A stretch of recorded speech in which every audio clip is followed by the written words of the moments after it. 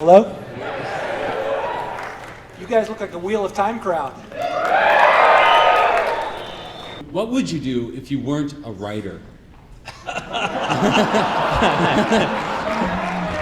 I'd be laying in a gutter somewhere, unable to produce anything valuable for society. I don't know. I mean, I was always targeted as a writer. My mom sent me to school to become a doctor, but that was never going to happen. Maybe I'd still be working at the hotel, the graveyard shift I worked at for years, writing books overnight.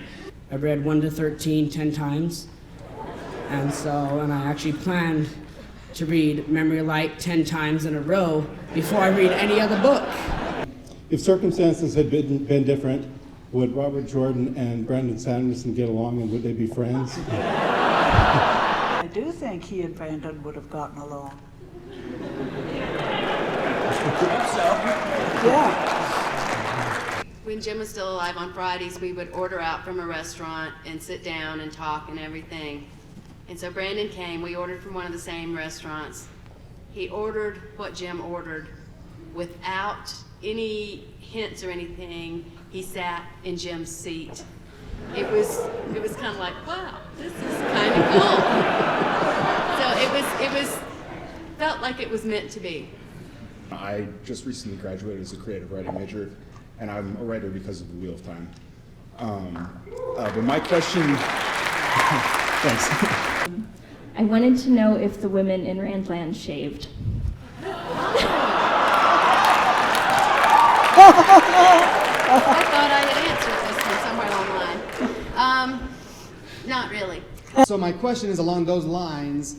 Can a similar kind of thing happen to one who has been forcibly turned to the shadow with a circle of murder-all and channelers? Can that be severed or healed, turning them back to the light? Or to their, whatever their normal state of mind would be?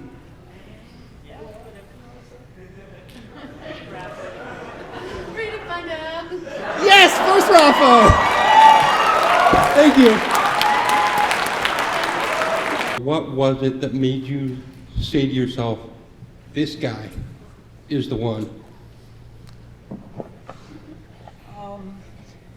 The first thing that led me to Brandon was the very beautiful eulogy he wrote for Robert Jordan. A friend who likes to hang out on the net saw the eulogy, printed it out, and said, you need to read this, and I certainly did. And I thought, this is the spirit that I very much want in the writer who will finish the series. Thank Robert Jordan for the books. I liked him so much I actually named my second child Perrin.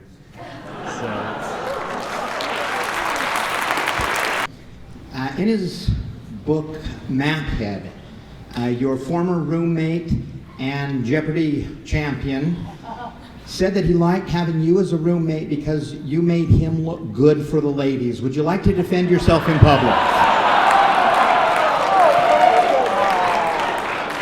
Well, referencing Ken, the second most famous roommates that lived together during that time.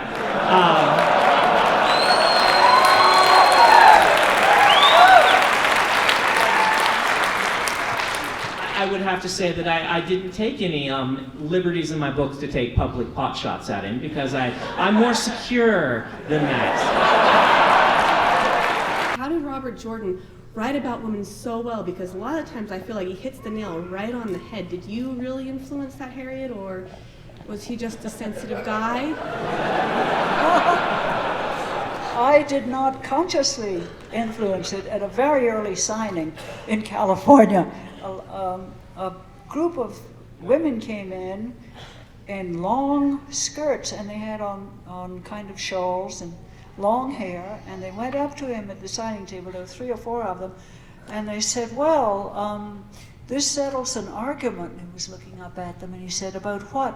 He said, we felt that Robert Jordan must be the nom de plume of a woman writer, because who could write women that well? And he said, well, I'm not.